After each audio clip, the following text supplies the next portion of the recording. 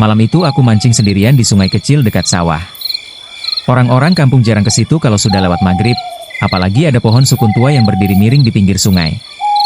Katanya, pohon itu ada penunggunya. Aku sih cuma ketawa, sampai akhirnya aku ngalamin sendiri.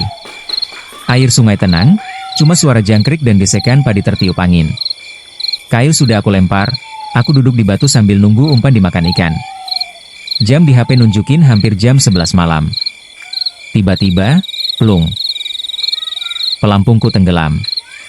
Aku senyum senang, langsung narik. Tapi aneh, bukan berat kayak ikan, malah enteng, terlalu enteng.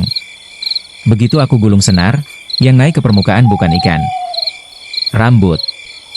Rambut hitam panjang, basah, ikut terangkat dari air.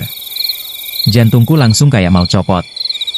Perlahan, dari bawah permukaan sungai muncul kepala pucat.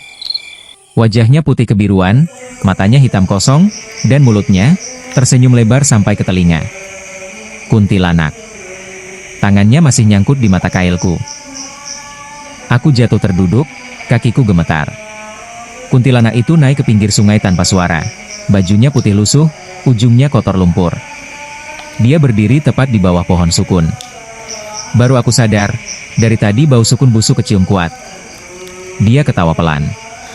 Hihihihi, kamu ganggu tempat tidur aku. Daun sukun di atas bergetar, padahal angin mendadak mati. Dari dahan paling atas, ada kain putih melambai-lambai, seperti bekas sarangnya. Aku mau lari, tapi kakiku nggak bisa gerak.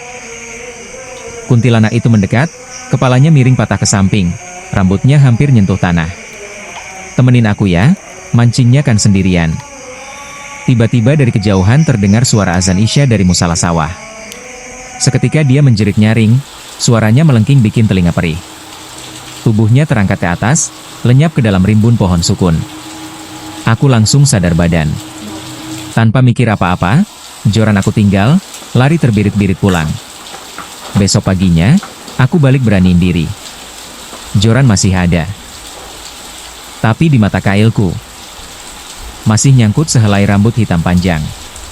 Sejak malam itu, gak ada lagi orang yang berani mancing dekat pohon sukun itu. Dan aku, kalau lewat sawah malam-malam, kadang masih dengar suara ketawa pelan dari arah sungai. Aku kira ceritanya selesai di situ. Ternyata belum. 3 malam setelah kejadian itu, aku demam tinggi. Badan panas dingin, tapi tiap merem aku selalu dengar suara air sungai dan bau sukun busuk itu lagi. Di sela-sela suara jangkrik, ada bisikan pelan. Umpanku belum dimakan. Puncaknya malam keempat. Aku kebangun jam 2.13.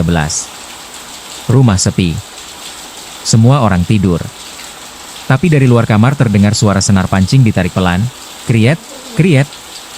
Padahal joranku sudah aku buang ke sungai hari itu juga. Aku paksa lihat ke jendela. Di bawah cahaya bulan, di halaman rumah, berdiri sosok putih. Rambutnya panjang sampai menyentuh tanah. Di tangannya, joranku. Ujung senarnya masih basah, meneteskan air sungai ke tanah. Kepalanya menoleh ke arah jendela. Matanya hitam, tanpa putih.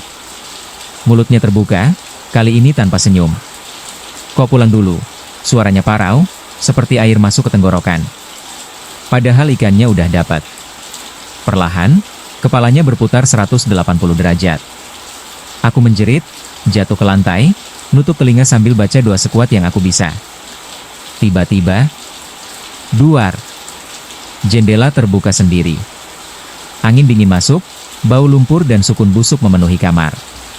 Rambut hitam menjuntai dari kusen jendela, hampir nyentuh wajahku. Lalu, sunyi. Besok paginya, warga kampung geger. Pohon sukun di pinggir sungai tumbang sendiri, akarnya busuk seperti sudah lama mati. Di bawahnya ditemukan joran patah, dan mata kail berkarat, masih melilit rambut manusia. Sejak pohon itu tumbang, aku sembuh. Tapi ada satu hal yang bikin aku nggak pernah berani mancing lagi. Karena setiap lewat sungai itu, kalau airnya tenang, kadang aku lihat bayanganku di permukaan air tersenyum sendiri.